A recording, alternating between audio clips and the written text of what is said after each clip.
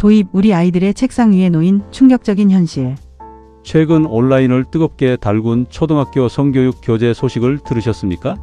성별은 타고나는 것이 아니라 선택하는 것이다. 생물학적 성보다 사회적 성, 즉 젠더가 중요하다는 내용이 담겨 있습니다. 우리 상식으로는 도저히 이해할 수 없는 내용이 공교육의 이름으로 아이들에게 주입되고 있습니다. 이것은 단순한 교육의 실수가 아닙니다. 치밀하게 설계된 이데올로기의 공격입니다. 오늘 우리는 이들이 왜 성을 도구로 삼는지, 그 뿌리 깊은 역사와 추악한 민낯, 그리고 그들이 꿈꾸는 사회 해체의 최종 목적지를 낱낱이 파헤쳐 보겠습니다. 역사적 뿌리 1. 빨치산의 성공유와 혁명의 이름으로 행해진 착취. 이들의 기괴한 성인식은 갑자기 튀어나온 것이 아닙니다. 그 뿌리는 대한민국 건국 초기 산속에서 활동하던 빨치산으로 거슬러 올라갑니다. 역사적 기록과 증언에 따르면 이들은 극한 상황 속에서 이른바 조직 결혼이라는 이름으로 성을 공유하고 도구화했습니다. 유교적 전통과 가정의 윤리를 봉건적이라 비판하며 파괴했고, 그 빈자리를 혁명적 동지애라는 허울 좋은 명분으로 채웠습니다. 하지만 그 실체는 무엇이었습니까? 상급자의 권력에 의한 성적 착취와 여성 대원들의 성적 도구화였습니다. 개인의 인격보다 조직의 논리가 우선되는 그들의 폐쇄적 문화 속에서 성은 이미 해방이 아닌 지배의 수단이었습니다. 구체적인 예로 전북도당 위원장 방준표가 1954년 초 포위망이 좁혀오자 여성대원 2명과 함께 동굴에서 수류탄으로 자폭한 사건은 유명합니다. 그는 젊은 여성 대원들을 비서나 간호원이라는 명목으로 대동하며 사적인 관계로 이용하다가 최후의 순간에 그들을 죽음으로 몰아넣은 비인간적인 행태를 보인 것입니다. 역사적 뿌리 2. 80년대 운동권의 오빠 문화와 위선의 대물림. 이러한 기조는 80년대 학생운동권으로 고스란히 이어졌습니다. 겉으로는 민주주의와 평등을 외쳤지만 내부 구조는 그 어느 곳보다 가부장적이고 위계적이었습니다. 이른바 운동권 오빠들은 거대 담론을 독점하며 권력을 휘둘렀고, 여성 활동가들은 그들의 뒤를 바치는 보조적 존재로 전락했습니다. 조직 내에서 성희롱과 성폭력이 발생해도 그들의 논리는 한결같았습니다. 독재 정권과 싸우는 거대한 대의를 위해 이 정도 개인적인 문제는 덮고 가야 한다는 것이었습니다.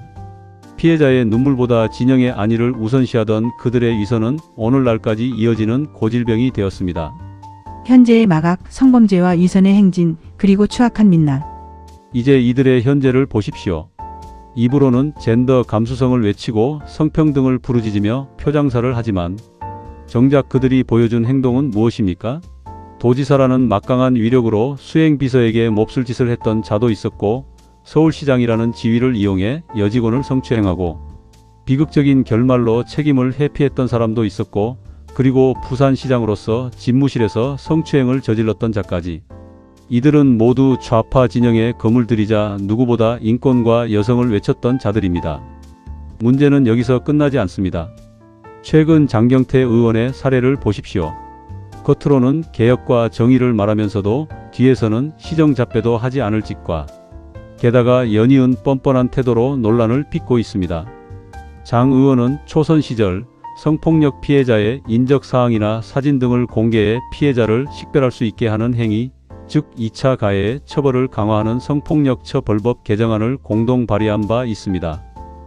그리고 그는 이런 여성인권 행보로 주목을 받고 차세대 리더로 자리매김하며 당의 핵심 요직인 최고위원을 거쳐 서울시당 위원장이라는 막강한 권력을 쥐기에 이르는 것입니다.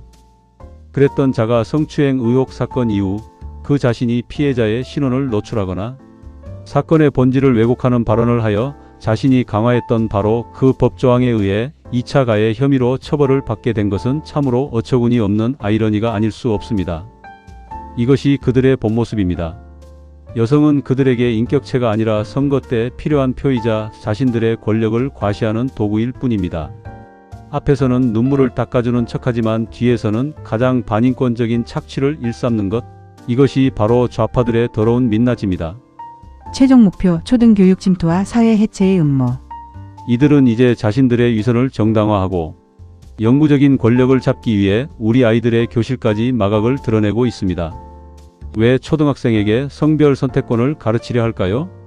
아이들이 부모로부터 물려받은 전통적 가치관과 종교적 신념을 조기에 파괴하기 위해서입니다. 생물학적 질서인 남과 여를 무너뜨리면 그 위에 세워진 가족이 무너집니다. 가족이 해체된 개인은 고립됩니다. 고립된 개인은 결국 국가와 이데올로기가 제공하는 가이드라인에 맹목적으로 의존하게 됩니다. 결국 그들의 최종 목표는 대한민국을 지탱해온 전통적 가치와 공동체를 완전히 해체하고 자신들의 이데올로기로 통제되는 거대한 통제 사회를 만드는 것입니다. 결론 1. 상식과 양심의 외침 그리고 교육의 역할. 이러한 망국적인 교육 시도에 대해 정치권과 예술계에서도 분노의 목소리가 터져 나오고 있습니다. 이런 초등학교 교재는 교육의 역할을 할 수 있는 것이 아닙니다. 이런 교육은 아이들을 혼란스럽게 하고 멀쩡한 제도를 무너뜨려 후세대의 미래를 짓밟는 행위인데 그 이유가 따지고 보면 단순히 성인 기득권이 자신들이 권력을 잡고 호의호식을 위한 것이란 사실에 모골이 송연합니다. 성별은 남녀로 분명히 구분되는 것이며 결코 선택의 영역이 아니라는 것이 상식의 목소리입니다. 래퍼 BY 역시 제정신일까라는 짧지만 강렬한 한마디로 이 황당한 현실을 꼬집었습니다.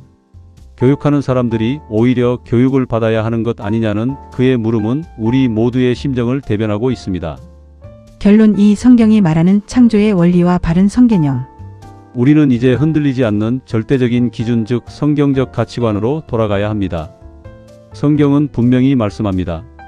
하나님이 자기 형상 곧 하나님의 형상대로 사람을 창조하시되 남자와 여자를 창조하셨다고 했습니다.